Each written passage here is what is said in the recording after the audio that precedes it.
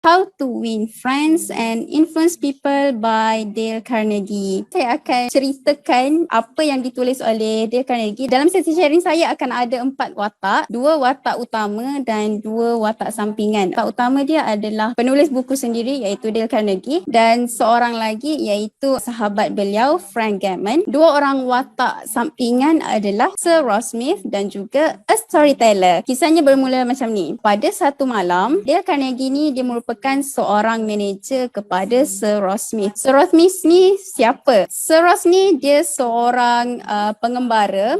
Pengembara dia mengelilingi dunia selama 30 hari. Disebabkan kehebatan dia mendapat $50,000 daripada kerajaan Australia dan juga mendapat gelaran Sir daripada King United Kingdom. Dale Carnegie ni adalah manager kepada Sir Ross Smith ni. Jadi pada satu malam, Sir Ross Smith ni ada buat event keraian. Dale Carnegie pun sebagai manager hadir bersama dalam event tersebut. Masa tengah-tengah event tu, seorang storyteller datang duduk di tepi Dale Carnegie dan dia menceritakan cerita yang lucu yang membuatkan Dale Carnegie ketawa, dan kemudian storyteller ni dia quote satu ayat. Satu ayat ni dia kata berasal daripada Bible. Dale Carnegie ni dia tahu, penulis ni dia tahu bahawasanya verse tersebut, ungkapan tersebut, ayat tersebut bukan berasal daripada Bible tetapi sebenarnya berasal daripada ungkapan Shakespeare. Penulis tegur storyteller kata, tak, ini bukan daripada Bible tapi daripada Shakespeare. Apa kalian rasa reaksi storyteller? Mungkin terkejut kan? Terkejut. Taklah, mustahil lah. Ini daripada Bible lah. Saya tahu ini daripada Bible, kata storyteller tersebut. Sebenarnya pada sesi tersebut, di sebelah penulis adalah storyteller dan di sebelah kiri penulis adalah kawan beliau iaitu main karakter watak utama yang kedua yang saya sebutkan tadi iaitu Frank Gammon, seorang pengkaji kepada karya-karya Shakespeare. Jadi penulis dan juga storyteller ambil kata putus untuk bertanya terus kepada Frank, memandangkan Frank seorang, kita boleh kata seorang pakar pengkaji kepada karya-karya Shakespeare. Mereka pun pergilah tanya Frank ni, betul ke? Ni ayat saya lah. Betul ke ayat ni daripada Shakespeare? Bukan daripada Bible lah. Frank dia sepak kaki penulis, kemudian dia bagi tahu, betul lah ayat ni daripada Bible, mana ada daripada Shakespeare. Kemudian bila dah habis majlis keraian tersebut, si penulis dan juga Frank naik kereta sama-sama nak balik rumah. And then dalam kereta tu si penulis tanya, awak tahu yang ayat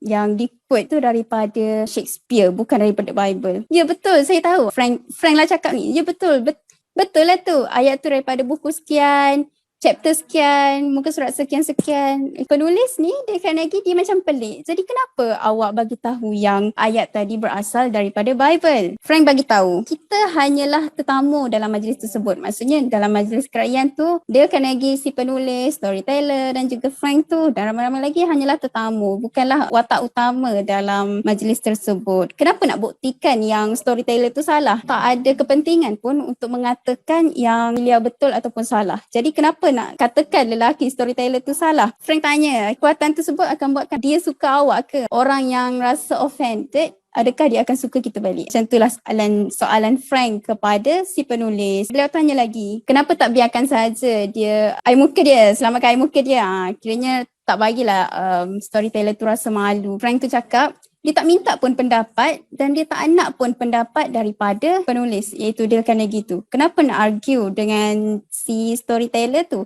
Tak kisahlah ayat tu daripada Shakespeare ataupun daripada Bible. Maksudnya tak kisah pun, tak perlu argue pun dengan kita, dengan storyteller tersebut. Frank kata avoid acute anger. Maksudnya elakkan perbualan yang bila kita in conversation tu, perbualan tu bila kita keluarkan dia jadi tak best. Macam tu. Dale Carnegie juga, penulis juga dinyatakan dalam buku tersebut, dia belajar sesuatu daripada Frank Gammon dan juga daripada kisah dia dengan storyteller tu lah. Dia kata si penulis, kita tak sepatutnya buat orang yang kita bercakap tu buat jadi mereka tak selesa. Bila kita argue, orang yang kita bercakap tu, the other man tu, dia akan rasa tak selesa. So, it's better to avoid that conversation. Sebabnya apa? Bila kita argue dengan the other person, ia akan membuatkan orang tu rasa awkward. Penulis, kata penulis, Dale Carnegie ni, dia kata, penulis rasa lebih baik untuk tidak memperdebatkan isu. Maksudnya, beliau kata dalam mana-mana apa-apa isu pun ia lebih baik untuk mengelakkan daripada berdebat. Semasa dia muda, dia suka berdebat dengan abang dia. Bila masuk college, dia belajar pula bidang yang logik, yang argumentation, bidang-bidang yang untuk pemikiran lah. Kiranya memang dia perlu berdebat. Dia masuk pula masa tengah dekat college, dia masuk pula pertandingan debat. Kemudian bila dah habis college, alam pekerjaan, dia mengajar pula bab logik dan argumentation. Maksudnya bidang perdebatan. Dan beliau kata beliau pernah merancang untuk tulis buku. Sepanjang proses tu beliau kata beliau dengar dan lihat kesan daripada beribu-ribu perdebatan. Maksudnya dalam banyak-banyak perdebatan tu beliau tengok kesan dan beliau konklusikan, he make a conclusion bahawasanya untuk dapatkan outcome yang baik daripada perdebatan adalah untuk mengelakkan perdebatan itu sendiri. Okey.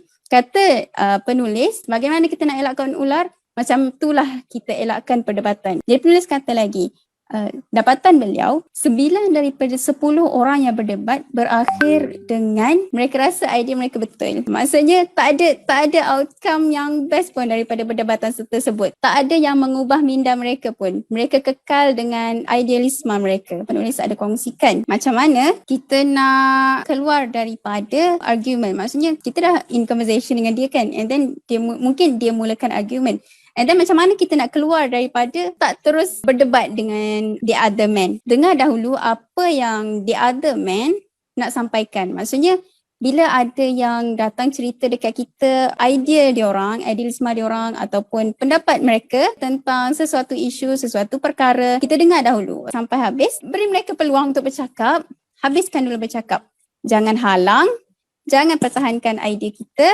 Dan jangan menidakkan idea mereka. Kata penulis, sebab apa? Sebab ia hanya akan bina tembok pemisah. Kita dengan dia akan makin jauh, akan makin terpisah lah. Jadi tak nampak dah idea dia dekat mana, tak nampak dah muka dia. Dia dah jauh dah daripada kita. Dia tak nampak kita, idea kita, dia takkan faham dah. Nasihat penulis lagi, cuba untuk bina persefahaman dan jangan bina tembok yang lebih tinggi. Kalau kita rasa kita punya conversation tu dah mengarah ke arah satu perdebatan, cuba untuk tarik balik, cuba untuk bina persefahaman dengan the other man.